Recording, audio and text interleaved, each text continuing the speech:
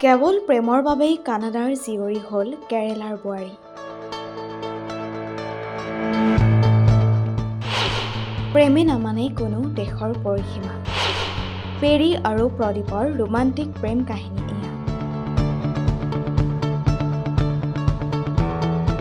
প্ৰেমে মানুহক সপোন দেখুৱায়, শিকাই জীয়াই থকাৰ মন্ত্ৰ।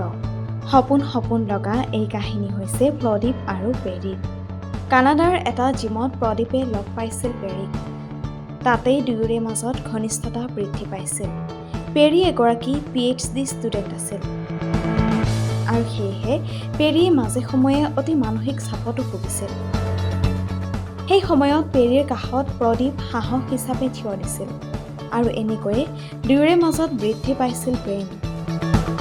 আৰু এদিন প্ৰদীপে পেৰীক লৈ আহিছিল কেৰেলালৈ। প্ৰদীপৰ মাতৃৰ সৈতেও পেৰীৰ বন্ধুত্ব গঢ়ি উঠিছিল। পেৰীয়ে আঁকোৱালি লৈছিল ভাৰতীয় পৰম্পৰা। আৰু এটা সময়ত পেৰীয়ে নিজেই মন মেলিছিল ভাৰতৰ বোৱাৰী হ'বলৈ। সেয়ে প্ৰদীপেও বৰ বেছি দেৰি নকৰি পেৰীৰ সৈতে চিৰজীৱন থকাৰ সিদ্ধান্ত ল'লে আৰু দুয়োৰে ঘৰৰ সন্মতিত দুয়ো আবদ্ধ হৈ বিবাহপাশত।